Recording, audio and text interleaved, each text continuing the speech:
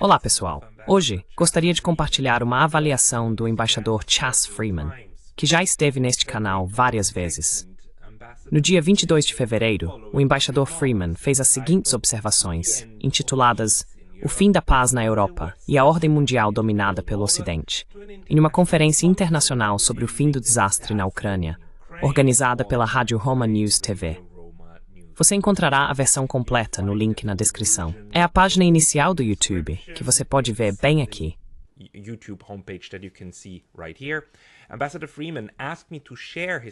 O embaixador Freeman me pediu para compartilhar sua apresentação como um vídeo independente, o que estou mais do que feliz em fazer, pois o considero, ao lado de pessoas como Chuck Matlock, John Mearsheimer e Jeffrey Sachs, um dos maiores e mais humanistas pensadores de relações internacionais dos Estados Unidos. Entre outros cargos, o embaixador Freeman serviu como secretário assistente de defesa dos Esselstyn de 1993 a 1994 e como embaixador dos Esselstyn na Arábia Saudita de 1989 a 1992. Ele também foi o principal intérprete de Richard Nixon durante sua visita à China em 1972, pela normalização das relações Esselstyn-Marina. Aqui está. China relations. Here you go. Good evening.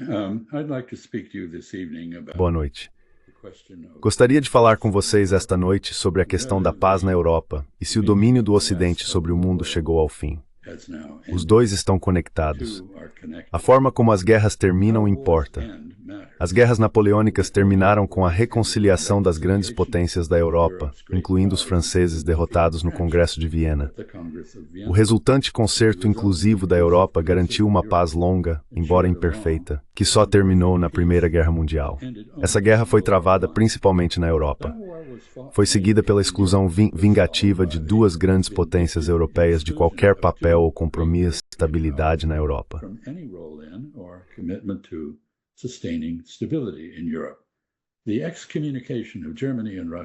A exclusão da Alemanha e da Rússia lançou as bases para a Segunda Guerra Mundial, que para os americanos foi tanto transatlântica quanto transpacífica. Essa guerra terminou não em paz, mas em uma guerra fria. Uma ordem tensa, mas estável, sustentada pela dissuasão mútua através da confrontação militar entre a União Soviética e os Estados Unidos. A falha em incluir um papel para a Rússia na Europa, proporcional ao seu poder, trouxe novamente a guerra ao continente. As lições da história são claras. Não pode haver uma ordem estável na Europa que exclua qualquer uma de suas grandes potências. Aqueles que não têm um meio pacífico de garantir o respeito por seus interesses de segurança não verão razão para não usar a força para defendê-los.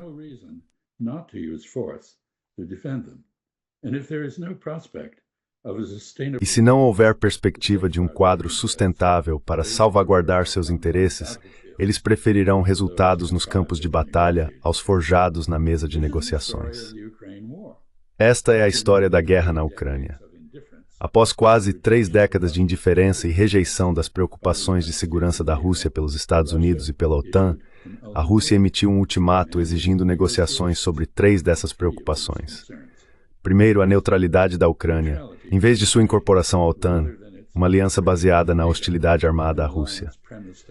Segundo, respeito pelos direitos linguísticos e culturais da grande população de língua russa da Ucrânia.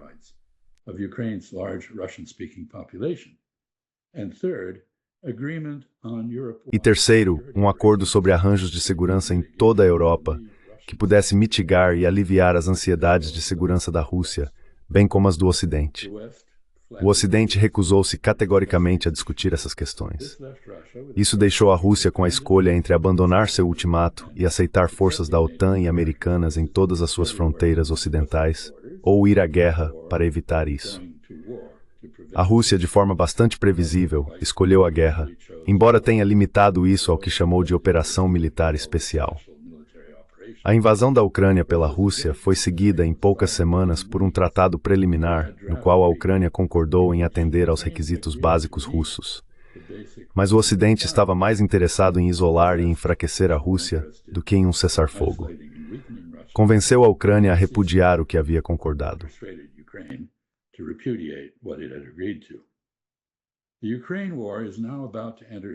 A guerra na Ucrânia está prestes a entrar em seu 4º ano.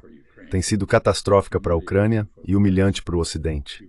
A Ucrânia está em seus últimos suspiros, despovoada, desindustrializada, esgotada de mão de obra militar, despojada de sua democracia, falida e territorialmente reduzida. Enquanto isso, a Rússia não foi isolada nem enfraquecida. Ela continuou a limitar seus objetivos, mas seus termos para a paz estão se endurecendo. As opções da Ucrânia continuam a se estreitar.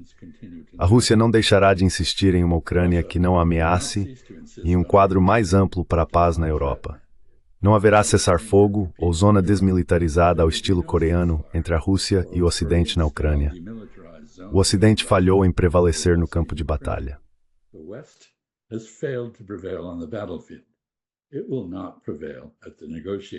Não prevalecerá na mesa de negociações. A alternativa à guerra na Ucrânia é nada menos que uma paz que estabeleça fronteiras acordadas entre a Ucrânia e a Rússia e evite a divisão da Europa em blocos mutuamente hostis. Para alcançar isso, será necessário que a Rússia e o Ocidente abordem e tomem medidas para aliviar os medos e suspeitas um do outro. Isso não será fácil para nenhum dos lados, mas é hora de ambos tentarem. Um acordo para acabar com a guerra foi claramente dificultado pelas maneiras como o mundo mudou desde que ela começou. Os Estados Unidos tornaram-se um violador em série do princípio de pacta sunt servanda. Os acordos devem ser mantidos. Ninguém, muito menos a Rússia, agora confia que Washington honrará sua palavra.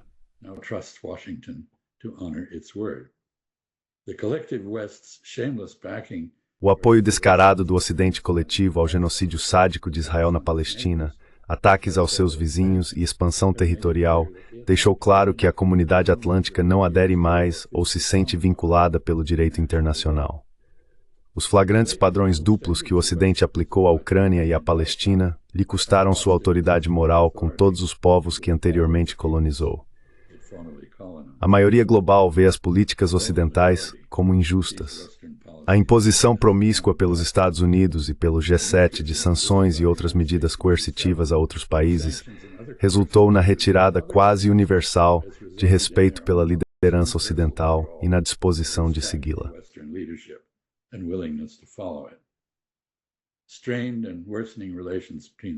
As relações tensas e em deterioração entre o Ocidente e potências ressurgentes como Brasil, Índia e China, que estão interessadas em ajudar a mediar a paz na Ucrânia, garantem que elas serão menos favoráveis ao Ocidente do que poderiam ter sido. O efeito cumulativo dessas e de outras mudanças recentes na ordem mundial será ou um caos crescente, ou o surgimento de um novo sistema internacional no qual o respeito renovado pela igualdade soberana das nações e por suas preocupações de segurança substitui a atual anarquia global. Como a guerra na Ucrânia termina, determinará qual dessas alternativas governará nosso futuro. Obrigado.